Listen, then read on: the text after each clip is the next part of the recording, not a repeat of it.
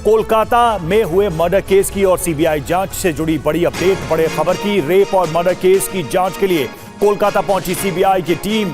Doctor rape murder case की जांच के लिए पहुंची। कलकत्ता उच्च न्यायालय ने सौंपी थी जांच और सीबीआई को पुलिस सौंपेगी दस्तावेज और सबूत।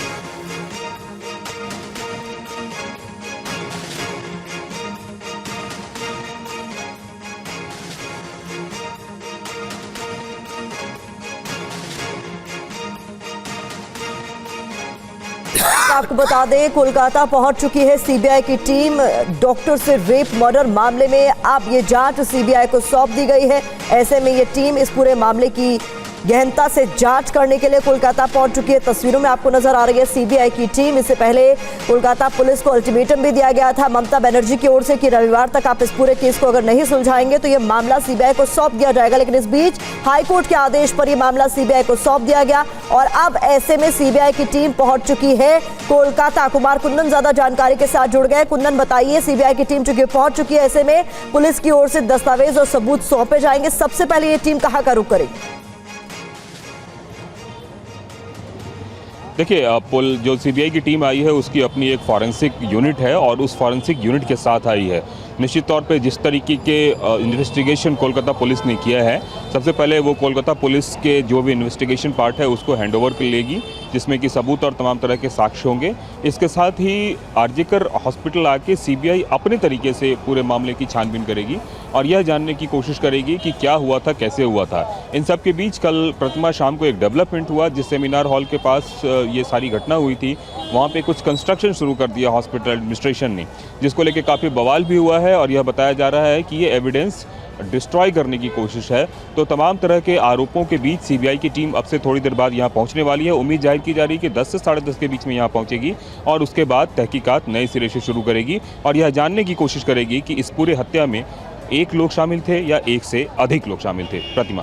बिल्कुल कुमार, जिस तरीके से आप बता रहे हैं वो खबर भी हम दर्शकों को बता दें कि रेनोवेशन को लेकर क्या नया विवाद शुरू हो गया है। तो कोलकाता रेप केस में बड़ी खबर है, सेमिनार हॉल के पास मरम्मत का काम और सेमिनार हॉल में डॉक्टर से हुआ था रेप और सीबीआई के पहुंचने से पहले मरम्मत का काम शुरू कर दिया गया। क्या सबूतों से छेड़छाड़ करने की कोई साजिश है, ये सवाल अब उठ रहे हैं क्योंकि सीबीआई की टीम अभी पहुंची नहीं। ये वही सेमिनार हॉल है जो जहां पर ये पूरा का पूरा मामला हुआ था, पूरी वारदात हुई थी, इस रेप एंड मर्डर केस को अंजाम दिया गया था। लेकिन सीबीआई की जांच और उसकी टीम के आने और प्रोसेस शुरू होने से पहले ही रेनोवेशन का काम शुरू हो गया, जिससे ये सवाल उठ रहे हैं। कुमार कुंदन हमारे साथ जुड़े हुए हैं। कुमार, ये कैसे हो सकता है जब पुलिस पहले ही जांच कर रही थी और जो क्राइम सीन होता है उससे एक बेसिक इन्वेस्टिगेशन में भी छेड़छाड़ नहीं की जा सकती, बावजूद इसके सीबीआई की टीम आई नहीं और यह सब रेनोवेशन का काम किसके इशारे या किसके कहने या किसके आदेश पर शुरू हुआ? देखिए, अब दो बातें हैं रवि। सीबीआई की टीम आई या नहीं आई वो अलग बात है, लेकिन जब तक इन्वेस्टिगेशन का पार्ट जारी है तब तक कम से कम एविडेंस के साथ कोई छेड़छाड़ नहीं होनी चाहिए। खास करके जो प्लेस ऑफ अकरेंस है वो तो वही जगह है जिसके बारे में बताया जा रहा है। अगर कोलकाता पुलिस भी इन्वेस्टिगेशन कर रही थी तो एटलीस्ट उस स्थान को या उसके आसपास के जगह को तोड़े जाने से पहले 4 बार सोचा जाना चाहिए था, क्योंकि कहीं ना कहीं फॉरेंसिक एविडेंस वहाँ पे इन्वॉल्व था। यही वजह है कि कल जितने भी मेडिकल ऑर्गेनाइजेशंस हैं और सब लोगों ने मिलकर इस बात को लेकर प्रोटेस्ट जारी किया कि आखिरकार ऐसा क्यों किया गया, और यह इशारा करता है कि एक तरीके से ये लापरवाही है। दूसरी बात, एक और मैं बड़ी बात कहना चाहूँगा, एक अस्पताल में एक ईंट लगाना या एक ईंट तोड़ना, खास करके सरकारी अस्पताल में, कितना मुश्किल काम होता है, ये बात आप भी आसानी से समझ सकते हैं। खास करके उस जगह पे जहाँ प्लेस ऑफ अकरेंस हुआ है, वहाँ ऐसी क्या आनन फानन में नौबत आ गई जिसकी वजह से तोड़फोड़ करनी पड़ी, ये कहीं ना कहीं सवाल पैदा करता है। शायद यही वजह है कि कल से लेकर अब तक पूरे मामले पर बवाल खड़ा पड़ा हुआ है। रवि जी, बहुत शुक्रिया इस तमाम जानकारी के लिए। कुमार कुंदन बता रहे हैं कि सीबीआई की टीम कोलकाता पहुंच चुकी है। सबसे पहले इस पूरे मामले से जुड़े हुए दस्तावेज का हैंडओवर लेगी, कोलकाता पुलिस से इससे जुड़े हुए सबूतों का हैंडओवर लेगी और फिर इस पूरे मामले की जांच आगे बढ़ेगी। लेकिन इस सब के बीच सबसे चौंकाने वाली बात यह है कि विशेषज्ञ अब ये कह रहे हैं कि पोस्टमार्टम रिपोर्ट के विवरण से पता चलता है कि बलात्कार सिर्फ एक व्यक्ति द्वारा नहीं किया गया। इसकी पूरी आशंका है कि यह गैंगरेप हो सकता है। क्या लगता है ये रिपोर्ट से आपको, क्या ये कहीं पे गैंगरेप का घटना है? देखिए, प्रिलिमिनरी रिपोर्ट तो आया है, बट मैं और मेरे ख्याल से किसी को फाइनल रिपोर्ट का अभी तक पता नहीं है। तो एक हाथ से लिखा हुआ रिपोर्ट मेरे पास आया है, आप लोगों ने भी देखा होगा, हमारे दर्शक लोगों ने भी देखा होगा। The report points out multiple injuries, बहुत सारी इंजरीज हैं ऊपर से नीचे तक। ठोस सबूत के साथ ऑफिशियल रिपोर्ट नहीं आया है, मगर हम लोग ये जो रिपोर्ट हमारे पास है उसके बेसिस पे जाएं तो लगता है कि ये कितना भी शक्तिशाली हो मगर एक आदमी के लिए या पूरी तरह करना बहुत मुश्किल है। लगता है कि 1 से 2 या 3 लोग होने की संभावना है। तो इस पूरे मामले में कई सवाल हैं इस वक्त जिनका उत्तर आना अभी बाकी है। आगे बढ़ते हैं। पटना में बीजेपी नेता अजय शाह की हत्या, अपराधियों ने घर में घुसकर मारी गोली। बाइक से आए थे 2 अपराधी, अपराधियों की तलाश में जुटी पुलिस।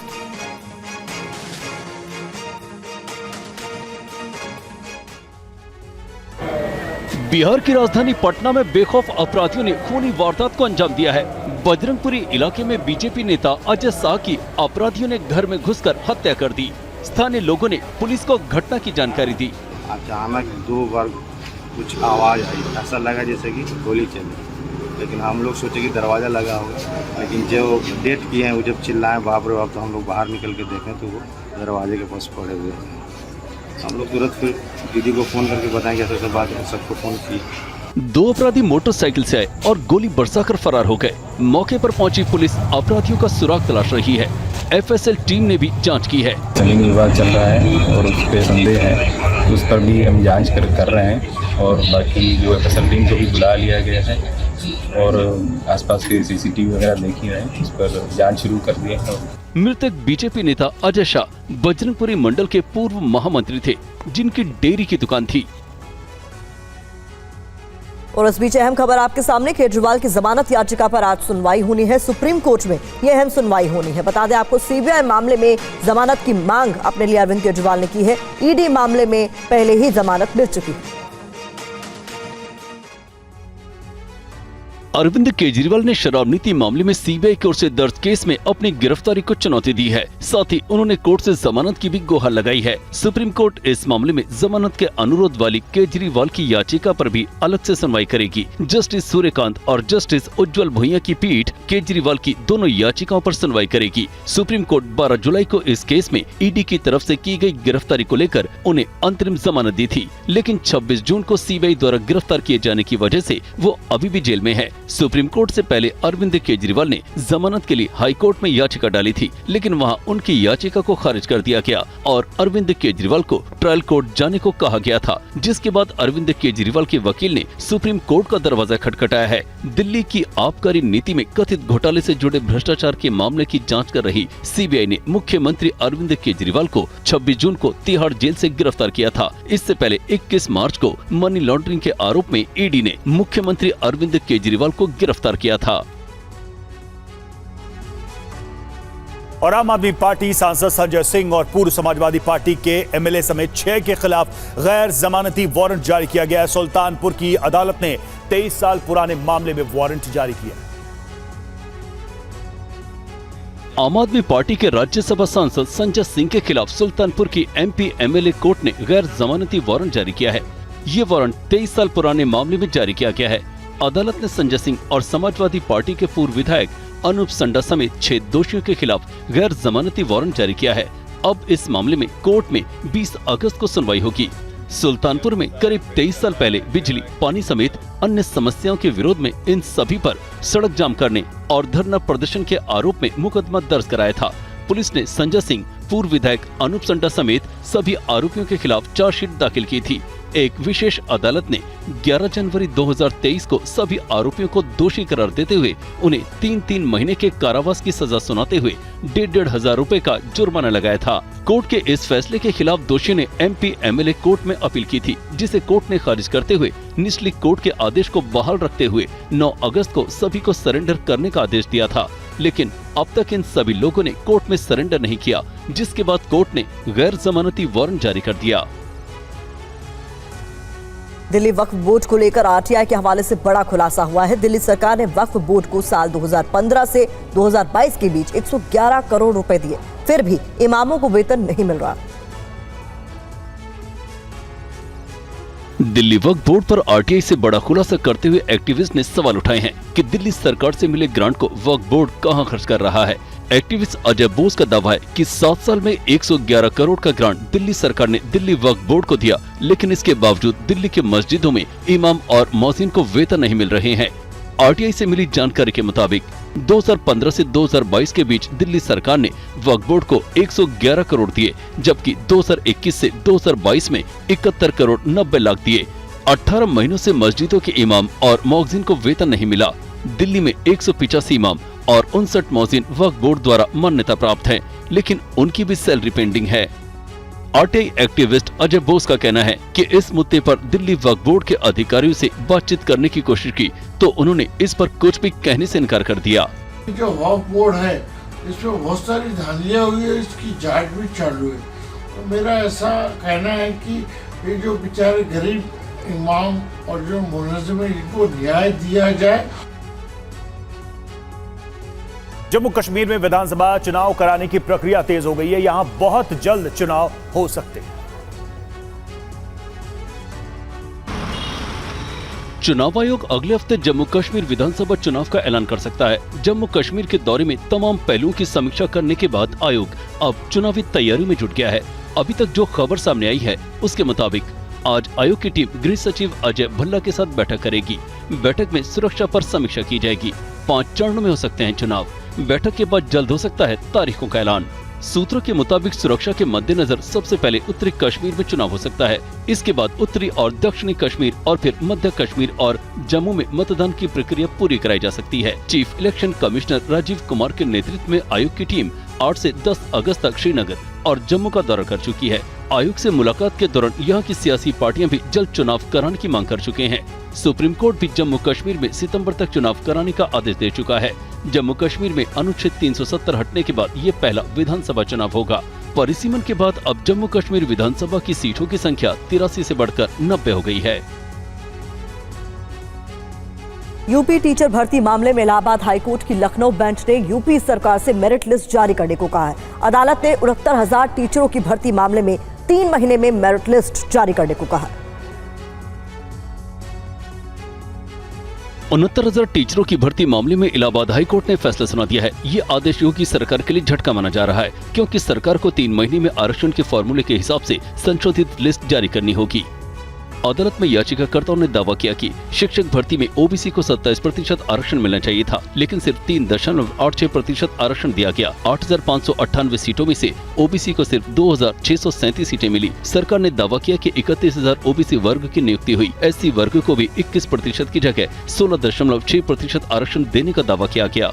इलाहाबाद हाईकोर्ट का ये आदेश इसलिए भी खास है क्योंकि योगी सरकार पर ओबीसी कोटे में रिजर्वेशन देने में गड़बड़ी के आरोप लगते रहे हैं। ये आरोप खुद यूपी के डिप्टी सीएम केशव प्रसाद मौर्य लगा चुके हैं। इतना ही नहीं, बीजेपी के सहयोगी दल निषाद पार्टी और अपना दल भी योगी सरकार पर पिछड़ों की अनदेखी करने के आरोप लगा चुके हैं। सरकार पर ये भी आरोप लगे कि रिजर्वेशन फॉर्मूले के मुताबिक ओबीसी कोटे से और 19,000 नौकरी मिलनी चाहिए थी, लेकिन कट ऑफ मार्क्स को गलत तरीके से तय करने की वजह से ऐसा नहीं हो पाया। ओडिशा के एससीबी मेडिकल के वरिष्ठ डॉक्टर पर 2 मरीजों से बलात्कार का आरोप लगा है। पुलिस ने आरोपी डॉक्टर को गिरफ्तार कर लिया है। ओडिशा के एक अस्पताल में 2 मरीजों के साथ दुष्कर्म का मामला सामने आया है। आरोप मेडिकल कॉलेज के वरिष्ठ डॉक्टर पर लगा है। कटक के एससीबी मेडिकल कॉलेज के कार्डियोलॉजी विभाग के डॉक्टर ने यह हैवानियत इलाज के दौरान की है। मामले की पुलिस जांच कर रही है। ए संक्रांत रे अभियोग हस्तगत होईची मंगलाबाग थाना रे एवं केस गोटे रजिस्ट्री करा जाईची एवं तदंत वर्तमान जारी रहिची। तदंत समय रे जो एविडेंस अवेलेबल हबो ताकू नै तापरे परवर्ती कार्यानुष्ठान ग्रहण करा जो एथे जे दोषी थिबो तांको भितरे आईन अनुसार कार्यानुष्ठान ग्रहण करा जाय। मामला सामने आने के बाद आरोपी डॉक्टर को गिरफ्तार कर लिया गया है। मेडिकल कॉलेज में हुई इस घटना के बाद ओडिशा सरकार भी हरकत में आई और जांच के लिए 3 सदस्यीय टीम गठित कर दी है, जो जल्द अपनी रिपोर्ट देगी। इस बीच पुलिस आरोपी डॉक्टर और दोनों पीड़ितों से पूछताछ कर रही है। छत्तीसगढ़ में एंटी नक्सल ऑपरेशन चलाया गया। सर्च ऑपरेशन के दौरान जमीन के नीचे नक्सलियों ने खजाना छिपा रखा था। पुलिस को 38 लाख की नकदी और गोला बारूद मिले हैं। छत्तीसगढ़ में नक्सलियों की तलाश में जब पुलिस की टीम उनके गढ़ में पहुंची तो वो हैरान रह गई। पुलिस को जमीन के अंदर छिपा कर रखे गए लाखों रुपए कैश मिले हैं। छत्तीसगढ़ के धमतरी और गरियाबंद से पुलिस को सर्च ऑपरेशन के दौरान नक्सली ठिकाने से 38 लाख रुपए मिले हैं। इन पैसों को कई फीट गड्ढे के अंदर स्टील के डिब्बों में छिपा कर रखा गया था। बंडल में 2000, 500 और 100 के नोट थे। पुलिस ने मौके से हथियार और नक्सली सामग्री भी बरामद की है। लाखों रुपए कैश बरामद होने के बाद पुलिस ने बताया कि नक्सलियों ने ये पैसे व्यापारियों से बतौर लेवी वसूली थी। धमतरी और गरियाबंद के रायपुर रेंज के अंदरूनी इलाकों में इन दिनों नक्सली विरोधी अभियान चलाया जा रहा है। इसी दौरान पुलिस को व्यापारियों से लेवी वसूली की खबर मिली थी, जिसके बाद उनके ठिकानों पर धावा बोला गया। पुलिस ने मौके से टिफिन आईडी और आईईडी बनाने की सामग्री के साथ डेटोनेटर भी बरामद किया है। पुलिस को इलेक्ट्रॉनिक गैजेट भी मिले हैं। पुलिस और सीआरपीएफ इस इलाके में जॉइंट ऑपरेशन चला रही है। इससे पहले नक्सलियों के पास से नकली नोट भी बरामद किए जा चुके हैं।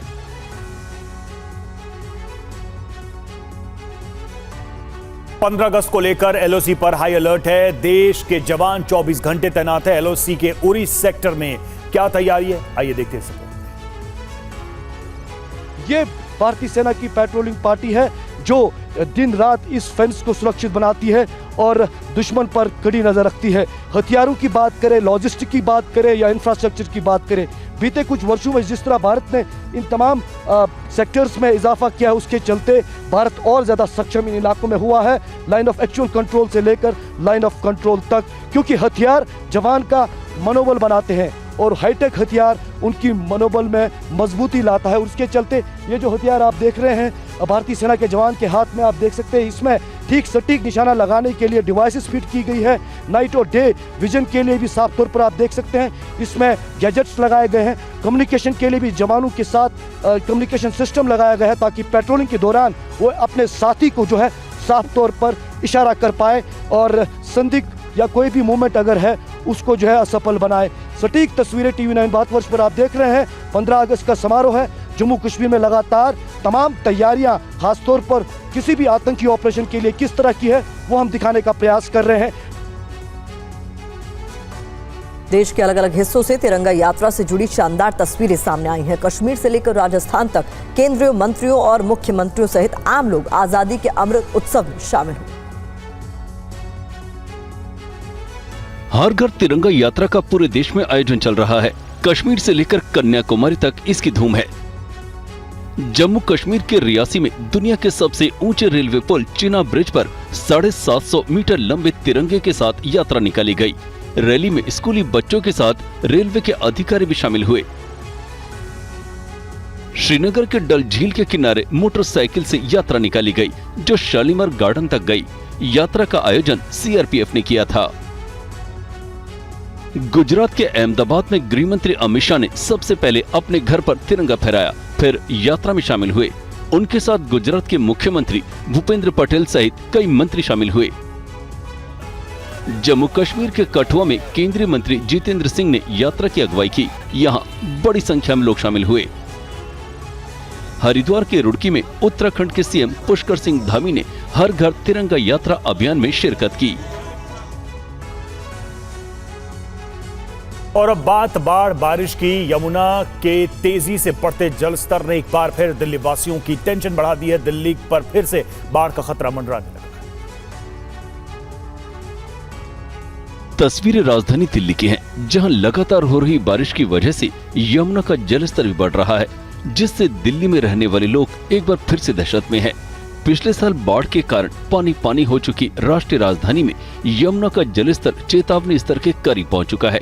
यमुना में बढ़ते जलस्तर के चलते दिल्ली के सिंचाई और बाढ़ नियंत्रण विभाग के मंत्री सौरभ भारद्वाज ने विभाग के अधिकारियों के साथ यमुना की स्थिति का जायजा लिया, जिसके बाद डीएम और एसडीएम को अलर्ट रहने के निर्देश दिए। लेवल जो है 204.35 है जी और वार्निंग लेवल के नज़दीक पहुंच गया है। जैसे ही लेवल खतरे पे पहुंचेगा तो वार्निंग के लिए मुनादी वगैरह जो है शुरू कर दी जाएगी। यमुना नदी खतरे के निशान के करीब पहुंच चुकी है। ऐसे में लोगों को यमुना नदी के पास जाने या उसमें तैरने से मना किया जा रहा है। इसके लिए निचले इलाकों में लोगों को अलर्ट किया जा रहा है। खादर के निचले इलाकों को खाली करने को कहा जा रहा है। दक्षिणी यमन में बाढ़ से भारी नुकसान हुआ है। मूसलाधार बारिश के बाद आई बाढ़ में 61 से ज्यादा लोगों की मौत हो चुकी है। कुदरत के कहर की ये तस्वीरें यमन के जाविद शहर की हैं, जहां मूसलाधार बारिश और नदियों के उफान से बाढ़ जैसी हालात पैदा हो गए हैं। बाढ़ की इन तस्वीरों को देखिए, आसमानी आफत से जाविद शहर करा रहा है। बारिश और बाढ़ ने यमन को पानी पानी कर दिया है। सड़कों पर तेज रफ्तार सैलाब में बड़े बड़े ट्रक बह गए और कारें खिलौनों की तरह बह गई। सड़कें दरिया में तब्दील हो चुकी हैं और इस दरिया में कार, ट्रक, वाहन सब डूबते चले गए। कुदरत के इस जल तांडव से यमन लाचार है। अब यमन से आई बाढ़ की इन तस्वीरों को देखिए। ये पूरा इलाका भारी बारिश के बाद आई बाढ़ में डूब चुका है। घर, गाड़ियाँ सब जलमग्न हो चुकी हैं। अब भी बाढ़ और बारिश का दौर जारी है। जिंदगी पर ब्रेक लग चुका है। बिजली सप्लाई ठप पड़ी है। वहीं अब इन तस्वीरों को देखिए। पश्चिमी यमन के जाविद जिले के अल-सुवेदिहा गांव में बाढ़ का पानी कम होने के बाद जो तस्वीरें सामने आई, उसे देखकर कलेजा कांप जाए। कई गांव खंडर बन चुके हैं। बता दें कि यमन में भारी बारिश और बाढ़ से मरने वालों की संख्या बढ़कर 61 हो गई है। बांग्लादेश की पूर्व प्रधानमंत्री शेख हसीना पर हत्या का केस दर्ज किया गया है। किराना दुकानदार की हत्या मामले में हसीना समेत 6 लोगों के खिलाफ एफआईआर दर्ज है। बांग्लादेश के अब्दस्त प्रधानमंत्री शेख हसीना की मुश्किलें बढ़ती जा रही हैं। देश छोड़ने के बाद शेख हसीना के खिलाफ हत्या का मुकदमा दर्ज किया गया है। हसीना और उनके कैबिनेट में मंत्री रहे 2 नेताओं के खिलाफ मुकदमा दर्ज किया गया है। एफआईआर में एक बर्खास्त पुलिस प्रमुख का भी नाम है, यानी 6 लोगों के खिलाफ हत्या का मुकदमा चलेगा। आइए समझते हैं कि मुकदमा क्यों चलेगा। बांग्लादेश छोड़ने के बाद शेख हसीना के खिलाफ केस दर्ज होने की शुरुआत हो गई है। हसीना के खिलाफ अभी एक किराना दुकानदार की हत्या का मामला दर्ज किया गया है। 19 जुलाई को बांग्लादेश की राजधानी ढाका के मोहम्मदपुर इलाके में पुलिस ने फायरिंग की थी। इस गोलीबारी में मोहम्मदपुर के किराना दुकान मालिक अबू सईद की मौत हो गई थी।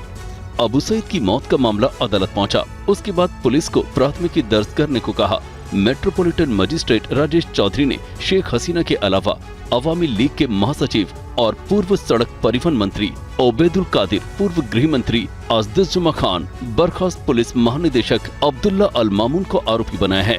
हत्या का ये मामला बांग्लादेश में हुए आरक्षण से जुड़ा है। बांग्लादेश छोड़ने के बाद शेख हसीना का पहला बयान सामने आया है। हसीना ने कहा कि देश में जो भी हुआ वो आतंकी हमले जैसा था। हसीना ने बांग्लादेश के लोगों को अपने परिवार के बलिदान की भी याद दिलाई। बांग्लादेश में जारी हिंसा में सैकड़ों लोग जान गंवा चुके हैं। हिंदुओं पर लगातार अत्याचार हो रहे हैं। बांग्लादेश छोड़ने के बाद भारत आई शेख हसीना ने पहला बयान जारी किया है।